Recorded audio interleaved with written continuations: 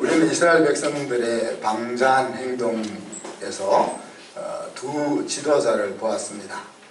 아론은 백성을 방자하게 행동하게 하는 지도자였죠. 이스라엘 백성이 지도자가 없이 38일을 견뎠다 했습니다. 그들에게 모세가 없다는 것은 하나님이 없는 것과 같은 상황이었습니다. 모세가 없는 자리에서 아론은 사실 모세를 대신하여야 했습니다. 그렇지만 아론은 백성들이 요구하는 그 어리석은 요구를 바로잡지 않았습니다. 아론의 생각도 백성들의 생각과 다를 바가 없었다는 말이죠. 아론 역시 보이지 않는 하나님으로는 불안했다 하는 것을 우리가 생각해 보게 되는 겁니다. 저는 우리도 이들과 비슷하다고 생각합니다. 보이지 않는 하나님에게 나의 미래와 행복을 건다는 것이 쉬운 일이 아니지 않습니까? 자녀들을 믿음으로 살도록 이끈다는 것이 결코 쉽지 않다 하는 것을 우리가 날마다 경험합니다. 하나님의 크신 은혜를 경험했다고 해도 별 다를 바가 없습니다. 38일을 우리가 과연 견딜 수 있을지도 의문입니다. 그렇지만 그럼에도 불구하고 눈에 보이는 대로 행동하지 아니하고 믿음으로 행하려 하는 방향으로 우리가 마음을 정하죠. 우리가 힘들고 쉬운 일이 아님에도 불구하고 그렇게 마음을 정합니다. 말씀을 읽고 하나님을 되새기면서 기도하며 흔들리는 마음을 다져 나가는 거죠. 그렇게 우리는 눈에 보이지 않은 하나님을 보아가는 것입니다. 그런데 모세는 아론과는 달랐습니다. 백성들의 방자함을 보고 하나님보다 더 열을 내었습니다. 3,000명의 백성들을 죽이기까지 했습니다. 자기의 목숨을 걸고 하나님께 백성들의 잘못을 용서해달라고 했습니다. 백성들의 받는 방자함에 분노하되 백성을 여전히 사랑하고 그들의 행복을 위해 자신을 바치는 지도자가 모세였던 것입니다. 이런 지도자를 우리나라에 있게 해주시기를 기도해 보는 겁니다. 우리 부모가 자녀들에게 모세 같은 지도자여야 하겠습니다. 그래야 우리 부모들의 모습을 몸으로 익힌 우리의 자녀들이 10년, 20년 지나서 거룩한 다음 세대로 일어나 모세 같은 지도자로 이 나라를 일으켜 세울 수 있을 것이기 때문입니다. 자녀들이 방자하게 행하지 않도록 어떻게 해야 할지가 저와 여러분의 날마다의 기도가 되기를 바랍니다. 오늘은 가장 간절한 기도에 대해서 한번 살펴봅니다. 바로 죽음을 선고받은 자리에서 드리는 기도죠. 죽을 병에 걸린 히스기야 왕이 하나님 앞에 드리는 기도입니다. 아무리 왕이라 할지라도 죽을 병에 걸렸다면 그 자리에서 마음을 담대하게 먹기가 쉽지 않을 것입니다. 히스기야 왕은 어떤 사람이었습니까? 이사야 선지자의 친구로 알려졌고 그는 이사야 선지자와 미가 선지자와 함께 이스라엘 신앙 부흥 운동을 일으킨 신실한 몇 안 되는 왕 중에 한 사람이었습니다. 히스기야가 왕이 되었을 때에 그 주변은 부정적인 요소들로 가득 찬 환경이었습니다. 먼저 그는 그의 아버지 아하스 왕은 무능력할 뿐 아니라 성전을 더럽히고 하나님 신앙을 지켜내지 못하는 왕이었습니다. 그 아버지 밑에서 자랐고 또 북쪽 이스라엘 나라가 우상을 숭배하다가 아수르 나라로부터 망하는 것을 경험하게 됩니다. 북쪽 이스라엘이 망했다는 것은 이제 대제국 아수르와 국경을 마주해야 되는 위기를 의미하는 것입니다. 곧 그뿐 아니라 그 앞뒤로 수많은 왕들이 하나님을 향한 신앙을 유지하지 못하고 있는 모습들 가운데 둘러싸여 있었던 사람이 히스기야였습니다. 그러나 그런 상황 가운데서 히스기야는 성전을 청결케 하고 우상을 제거하면서 이스라엘의 영적인 부흥, 다시 말하면 이스라엘 민족의 회복을 위해서 일했던 지도자였습니다.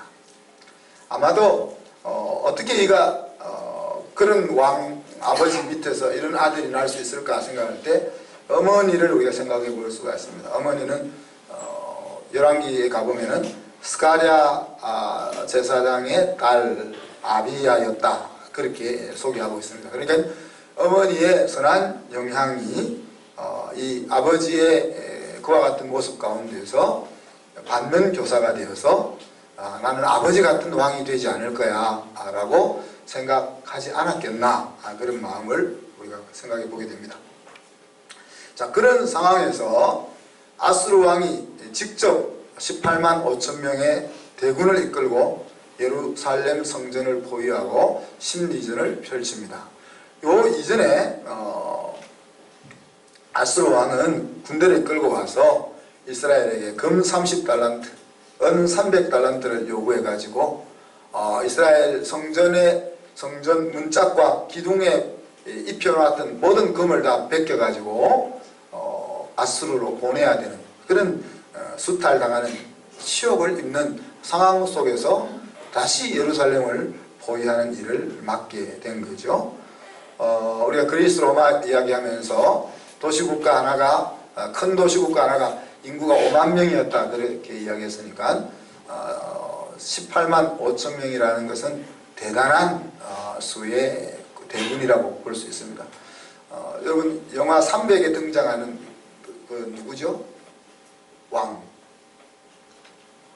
그때 100만 대군을 이끌고 왔다 그러지만은 역사적으로는 10만에서 20만 명의 군사를 이끌고 왔다고 생각하시면 됩니다. 바로 그 왕이 이제 아수르 제국의 왕이었던 것을 여러분 생각하시면 됩니다.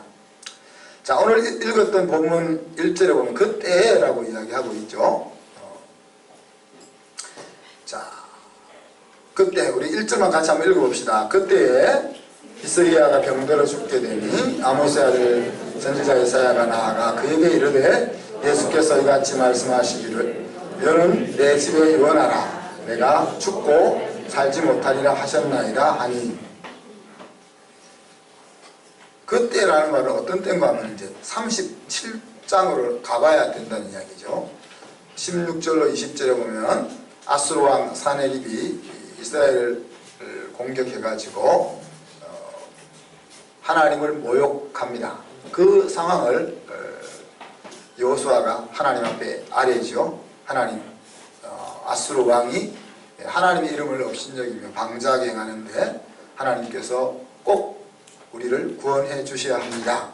그렇게 고소했고, 또 35절로 38절에 보면 그래서 하나님이 아수르의 진을 치시니까 하룻밤에 그냥 18만 5천 명이 다 죽게 되고, 사네립 왕은 병사가 다 죽고 나니까 니느웨로 철수해서 두 아들에 의해서 살해당하고 많은 일들이 일어납니다.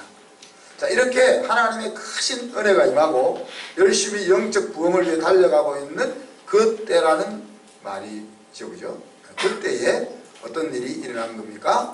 하나님으로부터 사형 선고가 전달된 것입니다. 자, 여러분 의문이 나지 않습니까? 왜 병들어 죽게 되었을까? 우리가 그가 무슨 병에 걸렸는지 굳이 살펴볼 것은 없지만은 왜 하나님께서 이스라엘의 영적 부흥을 위해서 열심을 내고 있는 왕에게 죽을 병을 허락하셨을까? 하나님께서 그에게 병균을 심어주지는 않았겠지만은 왜 그가 어떤 질병으로 인해서 죽음의 자리까지 이르는 것을 허락하셨을까 하는 것들을 우리가 생각해 볼 수 있습니다. 그죠? 또 더 나아가서 이렇게 이야기하죠. 그냥 가만 놔도 될 거 아니에요. 그죠?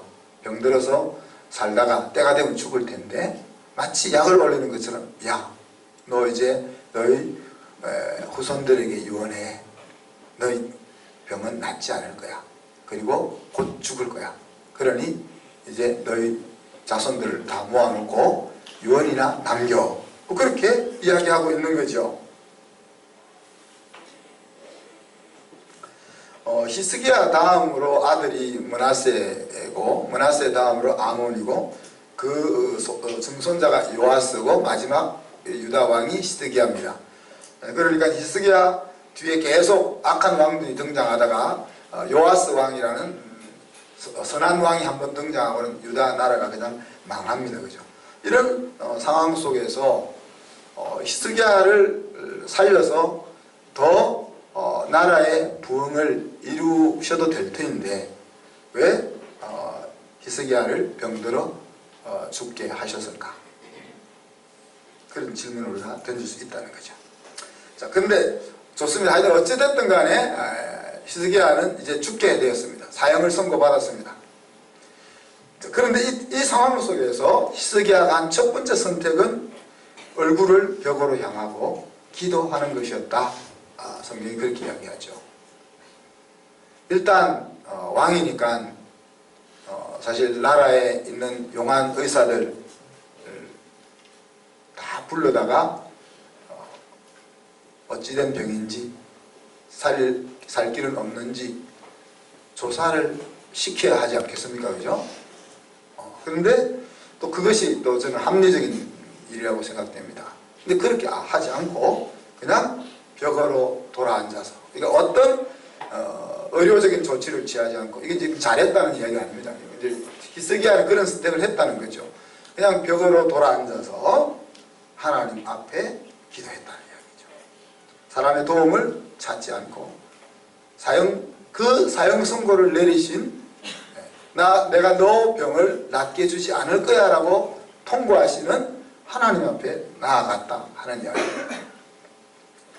자, 3절을 우리가 기도 내용을 한번 읽어보시죠. 나아가서 한 기도 내용 같이 읽습니다. 이르되 여호와여 구하오니 내가 주 앞에서 진실과 전심으로 행하며 주의 목전에서 선하게 행한 것을 기억하옵소서 하고 히스기야가 심히 통곡하니 그랬습니다. 자, 히스기야가 한 기도는 이것이 하나님, 내가 하나님의 사람으로서 바르게 살기 위해서 얼마나 애썼는지 하나님 기억해 주세요. 그렇게 말하고는 아주 목 놓아 울었다 그렇게만 이야기하고 있습니다. 근데 이렇게 하나님을 찾았을 때 5절에 보면 하나님이 반응을 보이시죠. 내가 너의 기도를 들었고 너의 눈물을 보았다 그랬습니다. 그러면서 하나님이 계획을 수정 변경하십니다. 15년을 연장시키면서 또 다른 삶의 기회를 히스기야에게 주죠. 그와 더불어 아수르 왕의 손에서 건져내어줄 것도 약속해 주시고 또한 하나님이 그렇게 하실 것에 대한 사인으로 해가 10도 물러가게 하는 그런 기적도 보여주셨습니다.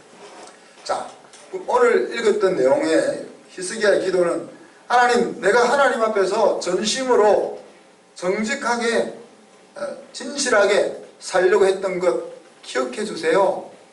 그러면서 울은 것밖에 없습니다. 근데 하나님이 그 기도를 들으시고 응답하셨던 거죠. 어떤 기도를 드렸기에 하나님을 감동케 한 것일까? 자, 어떤 기도는 하지 않고 이렇게만 이야기했는데 10절, 20절 뒤로 가보면은 자, 히스기야가 이제 병이 들었다가 낫게 됩니다. 그죠? 낫게 된 이후에 그 자기가 병에 걸렸다가 죽고 난 뒤에 남긴 글에 보면은 그때 하나님 내가 하나님 앞에 어떻게 살았던 것을 기억해 주십시오 하면서 눈물을 흘렸던 그 마음이 기록이 되어 있습니다. 그래서 10절로 20절까지 보면은 그가 이렇게 기도했던 것은 아니지만은 하나님 앞에 내가 살았던 삶을 기억해 달라고 눈물을 흘릴 때 그의 마음이 이런 것이었다 하는 것들을 우리가 보게 되는 거죠.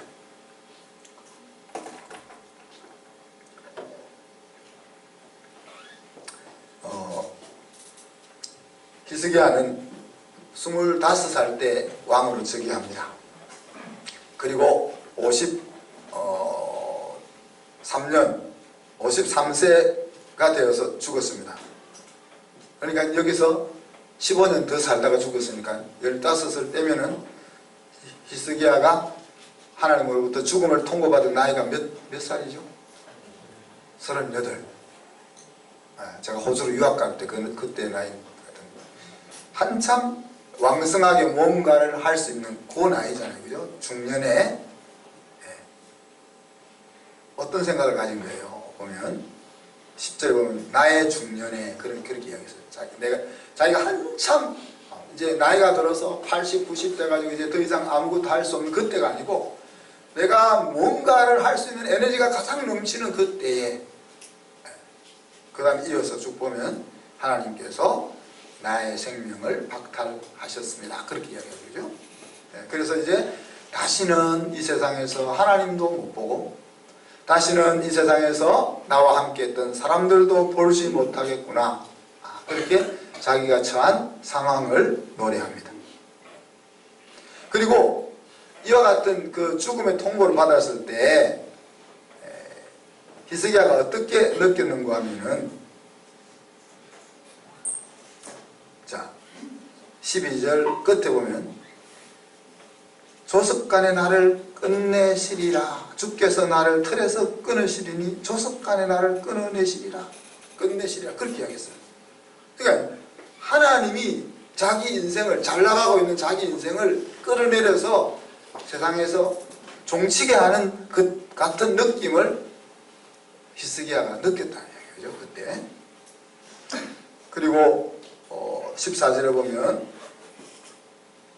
여기 이제 제비같이 학같이 지저귀다고 우리가 번역했는데 영어 성경에는 제비와 학처럼 울었다 그랬어요.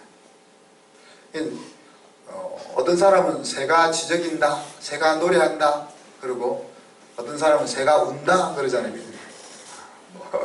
어떨 때 운다고 어떤 때 지저귀다고 하는 모르겠죠. 새가 눈물을 흘리는 것은 아니겠지만 근데 자기의 모습을 보면서 마치 제비와 학이 눈물을 흘리고 또 여기 비둘기같이 슬피 울며 그런 표현을 썼는데 아침 비둘기같이 통곡했다 그런 식으로 표현했습니다. 아침 비둘기가 슬픈가 특히 구슬픈가 이건 제가 연구를 안 해봐서 한번 여러분 살펴보십시오. 그러니까 그러면서 눈이 쇠하도록 하늘을 쳐다보았다 그렇게 표현을 했습니다. 그러니까 하나님 하늘로부터의 도움을 기다리면서 너무 도움을 간절히 바라다 보니까 눈이 이렇게 보이지 않을 정도로 하늘을 쳐다보았다 그렇게 이야기하죠. 그러면서 I'm troubled, O Lord, come to my aid 그렇게 표현했어요. 내가 너무 힘든 자리에 빠졌습니다. 주님, 나의 도움이 되십시오. 나의 도움이 되어주세요. 이렇게 그 마음속에 그러면서 이제 마음이 오락가락합니다. 사람이 죽음 앞에서는 그럴 수밖에 없지 않습니까? 그죠? 15절에 보면 하나님이 정하신 일이니까 내가 뭐 할 말이 있습니까? 생명을 주신 분도 하나님, 거두어가신 분 하나님. 그러니 내가 하나님 앞에 하나님이 내 생명 거두어간다고 해서 내가 뭘 따지겠습니까? 그러면서 16절에 보면 그렇지만 생명이 하나님의 손에 달려있지 않습니까? 치료해 주시고 살려주세요. 그렇게 기도했다가 또 17절에 가보면 이런 마음, 하나님의 마음을 헤아리려고 또 애를 써보죠. 하나님 왜 이러셨을까?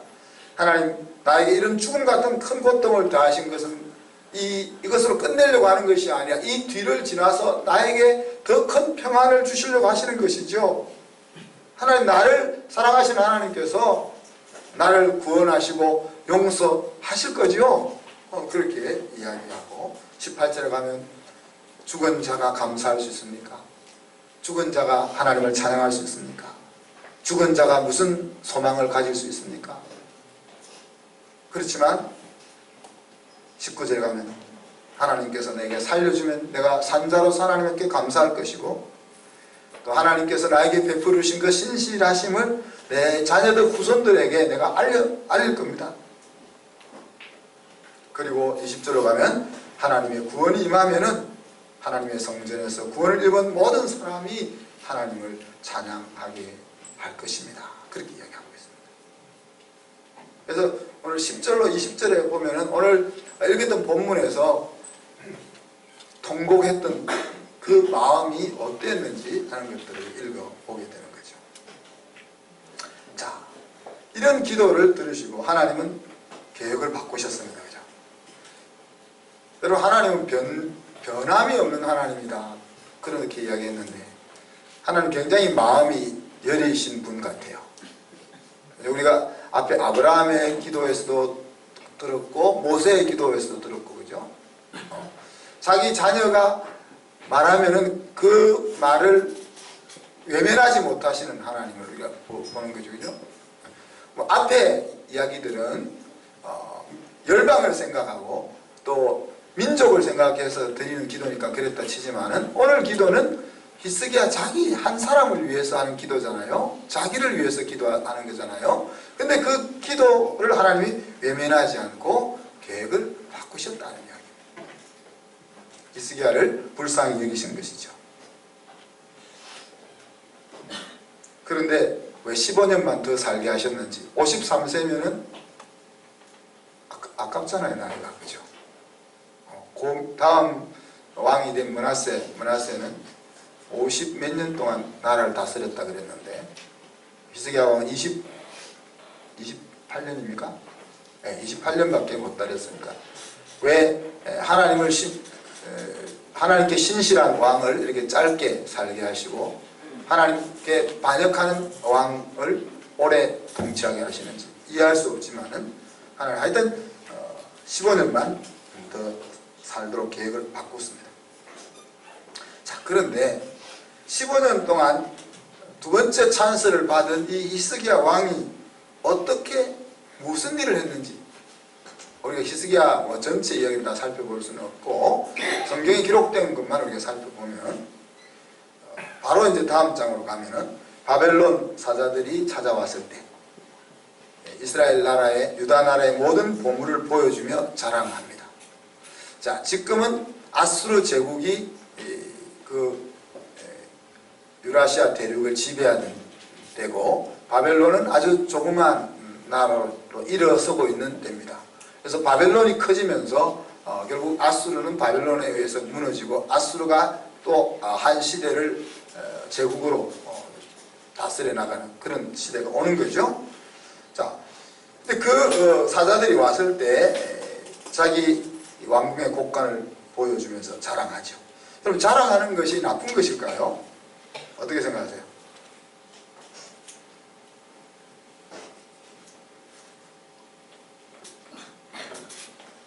우리 집사람이 제가 자랑하는 거 좋아한다고 많이 비웃는데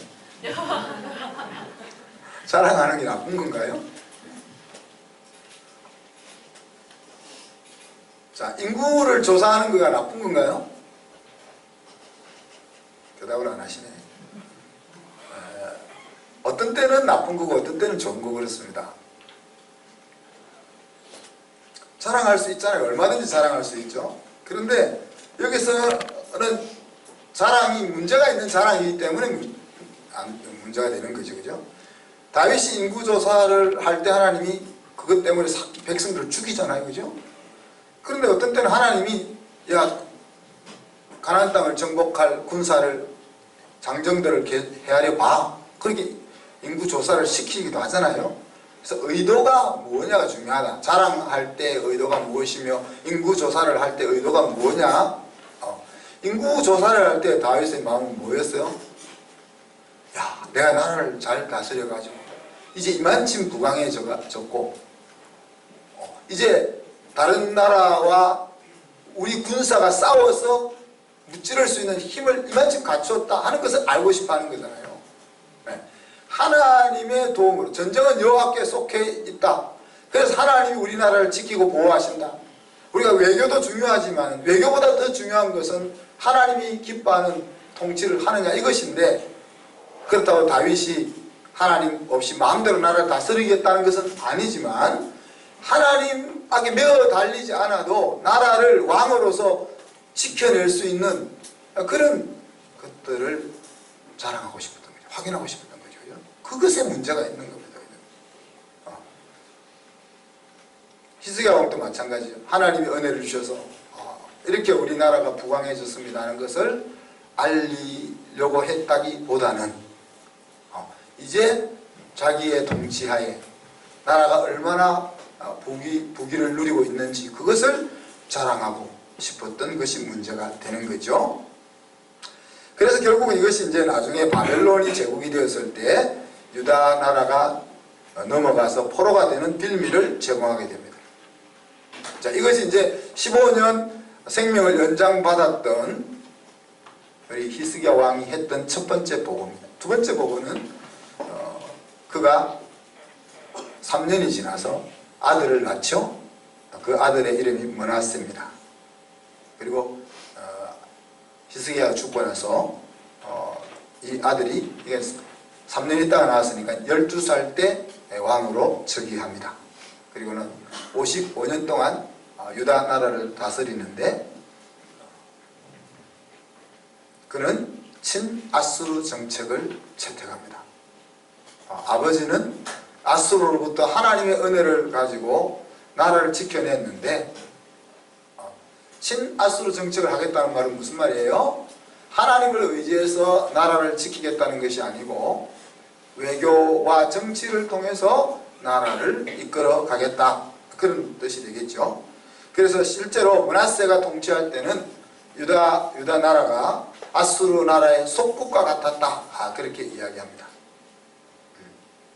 그래서 아수르의 문화와 종교를 다 수용했고 심지어는 열왕기하 21장에 가니까 성전 앞마당에 아수르 여신의 제단을 세우기까지. 그래서 유다 나라는 하나님의 신앙은 사라지고 가나안 땅에 바알을 섬기는 종교와 또 아수르의 종교가 혼합되어서 점점 더 백성들로 하여금 방자하게 행하게 만드는 일을 므낫세 왕이 했습니다. 그래서 이제 그 뒤에 보면은 우리가 항상 이스라엘 나라 이야기를 할 때 등장하는 왕이 있죠. 누굽니까? 여로보암 같이. 여로보암 같다는 말은 뭐예요? 하나님을 떠나 우상을 섬기며 포악을 행하는 왕의 대명사가 여로보암이잖아요. 그죠? 다윗과 같이, 그러면은 항상 하나님을 의지하며 하나님의 은혜 가운데 백성을 사랑하며 다스리는 지도자. 여로보암 같이, 그런데 남쪽 유다에 여로보암 같은 왕이 또 하나 탄생하는 거죠. 그래서 므낫세 같이 악을 행하여 그런 표현을 이제 성경이 하고 있는 겁니다. 그래서 이 므낫세로 인해서 결국 유다는 하나님의 심판을 불러오게 되는 그런 일을 맞이하게 되죠. 이것이 이제 15년 더 살게 된 히스기야가 한 두 번째 일입니다. 그 다음에 하나는 이제 마지막 하나만 더 살펴보면 히스기야 터널을 만든 거죠. 히스기야 터널은 이제 이스라엘의 사막 지역이지만 물이 마르지 않는 기혼샘이 있습니다. 그 기혼샘에서 지하로 수로를 만들어 가지고 예루살렘 안에 실로암 연못까지 물길을 만든 거예요. 저희 이제 이스라엘 성지순례 갔을 때 이곳에 가보았었는데,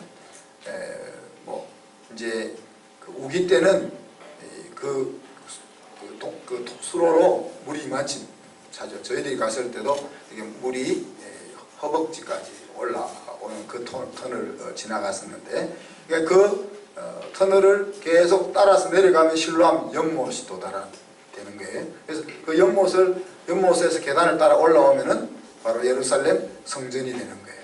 그래서 예루살렘의 종교의식을 할 때 이곳에서 물을 떠다가 예수님 당시에 그런 일을 하는 중요한 역할을 하는 것을 만들었습니다. 자, 오늘 이런 히스기야의 기도와 그 살고 난 뒤에 15년의 삶을 우리가 돌아보면서 두 가지만 생각을 해보고 말씀을 마무리하겠습니다. 첫 번째는 저와 여러분이 죽을 병에 걸렸다면 어떻게 할 거냐 하는 미리 우리가 죽을 병에 안 걸렸을 때 생각을 해보자. 우리가 천국을 사모하는 것은 분명하죠, 그죠? 그래서 사실 죽는 것가 대수가 아닙니다. 죽으면 천국 가니까. 그렇지만 저는 살기를 기도할 거예요. 여러분은 어떻게 할 거예요?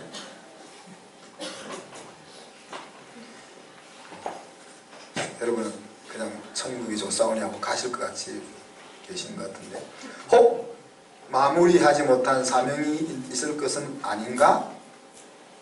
가족을 위해서, 교회를 위해서, 하나님 나라를 위해서 생각하면서 살기를 기도할 거예요. 두 번째, 그래서 살아야 할 이유가 있다고 확신이 되면 저는 배수의 진을 칠 겁니다. 배수의 진을, 병원에 가서 나을 수 있다면 병원에 갈 거고, 병원에서 할 일이 없다면 산속으로 들어갈 거예요. 그래서 하나님이 주신 자연치유의 힘을 의지하면서 살기 위해서 배수의 진을 칠 겁니다. 그 다음에 하나 더. 근데 살려달라고 기도하는데 야 은혜가 족하다 하는 결론이 나오면은 이제 죽음 가운데서 삶을 이야기할 것입니다. 죽음에 삼켜지지 않는 복음의 능력을 보여주기 위해서 죽음을 이야기할 것입니다.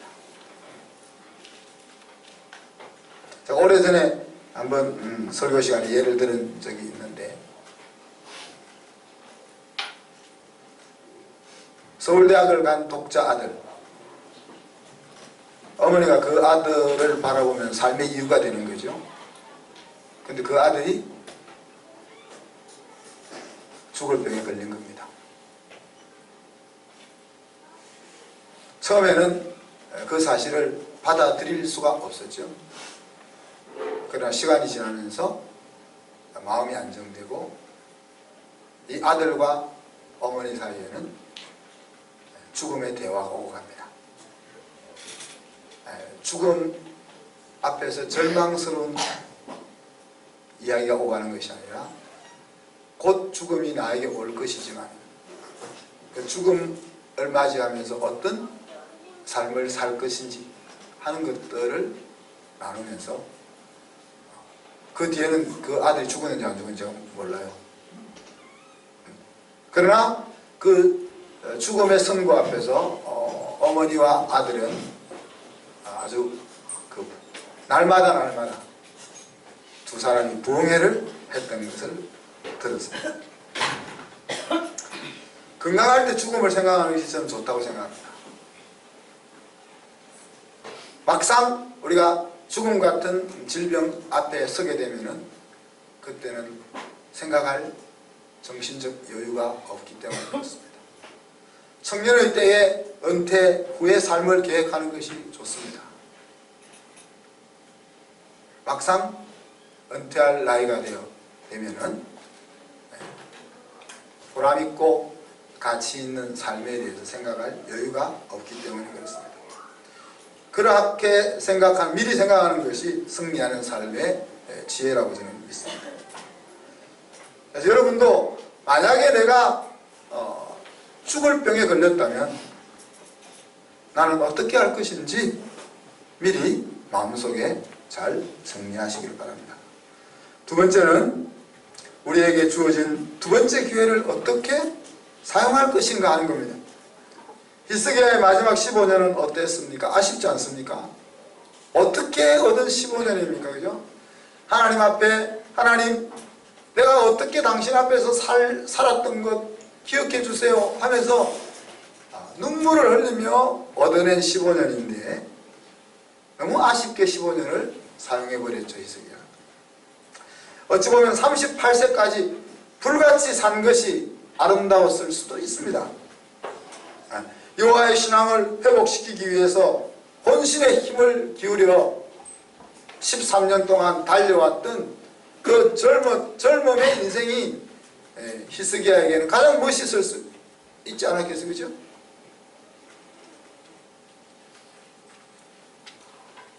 그가 나라의 힘을 키우기에는 역부족이었습니다. 그래서 영적인 부흥은 도모했지만은 국력의 회복에는 힘을 많이 기울이지 못해서 결국 아수르로부터 치욕을 당하는 그런 상황을 초래했지만, 어떻게 보면 그래서 하나님은 그를 38세에 야 그만하고 와라 이렇게 부르셨을 수도 있지 않겠나 생각하는 거죠. 왜?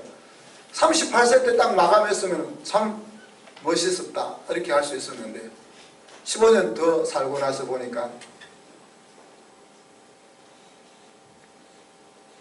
그렇지만 하나님은 히스기야의 더 살고자 하는 부르짖음을 외면하지 못하시고 15년 기회를 더 주셨다.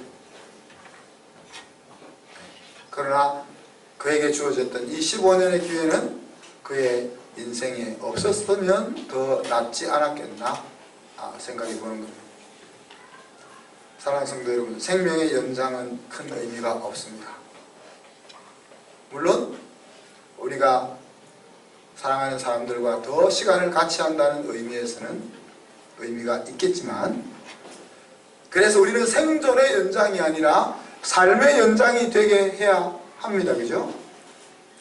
힘이 있을 때 마음으로 준비해야 할 것입니다. 눈이 흐려지고 이빨이 약해지고 다리가 힘을 잃고 총명이 흐려질 때가 왔을 때 나는 어떻게 생존이 아니라 의미 있는 인생으로 살다가 마지막까지 살다가 주를 배울지 하는 것들을 우리가 미리 생각해야 된다는 것입니다. 오늘 히스기야의 그 하나님 앞에 드렸던 호소, 어떻게 보면 그것만이 인생에 남는 것이 아니냐. 하나님, 내가 하나님 앞에서 어떻게 살려고 했든지 그것을 기억해 주세요 했던 그 말만이 남는 것이 아니겠는가. 우리가 어려운 삶을 살아갈 때 그 당시 그 순간 그것을 바라보지 말고, 그 어려운 상황을 바라보지 않는 것이 쉽지는 않고 어렵겠지만 그때 그 순간에 우리가 영혼을 생각하자는 이야기입니다. 어려움을 보지 말고 어려움에 함몰되지 말고 하나님 안에서 희망을 보자는 거죠. 막연한 어떻게 되겠지 하는 그런 막연한 희망이 아니라 하나님 안에서 어떻게 하나님 안에 있을지를 추구하는 것이 우리가 해야 될 것입니다. 우리가 하나님 안에서 희망을 생각한다면 내가 어떻게 하는 것이 하나님 안에 있는 것인지를 생각해야 되는 것입니다. 갑자기 죽음까지 넘어설 수 있는 큰 믿음이 하늘로부터 우리에게 떨어지지 않을 것입니다. 매일매일 일어나고 있는 조그만 사건들 속에서 우리가 그 날들을 준비해야 합니다. 그 조그마한 어려움 앞에서, 조그마한 사건 앞에서 우리가 하나님 안에서 희망을 바라보는 그런 연습을 해 나가다 보면 죽을 만한 일을 만났을 때도 눈에 보이는 대로 행하지 아니하고 믿음으로 행동하게 되는 자신을 우리가 볼 수 있을 것입니다. 오늘 우리는 인생이 직면하게 되는 가장 간절한 기도의 자리, 그것은 내가 이 세상에서 더 이상 살 수 없을 거야 하는 그 선고를 받는 자리라고 생각됩니다. 그때 히스기야가 살려달라고, 내가 하나님 앞에서 어떻게 살려고 애썼던 것을 알아달라고 했던 그 기도, 그것들을 우리가 되돌아보면서 우리도 하나님 앞에 그런 일을 만났을 때 하나님, 내가 어떻게 살았던 것을 기억해 주세요 라고 말할 수 있는 그 거리들을 어떻게 만들 거냐 하는 것 생각했으면 좋겠고, 또 하나님이 다시금 기회를 준다면은 그 기회가 인생의 그런 단순한 연장이 아니라 참으로 두 번째 그 주어진 기회가 의미가 있었다라고 우리의 각 개인의 역사에 기록할 수 있는 그런 삶을 어떻게 살 것인지 하는 것들을 마음 깊이 새길 수 있기를 주님의 이름으로 축복합니다. 아멘. 이 시간 말씀 생각하면서 하나님 앞에 기도하겠습니다. 하나님 앞에서 정직하게 살게 하시고 하나님이 나에게 주신 이 주어진 기회에 멋있게 살아낼 수 있게 하여 주시고 하나님의 크신 은혜 가운데 소망하며 살 수 있게 해주시옵소서. 기도하겠습니다.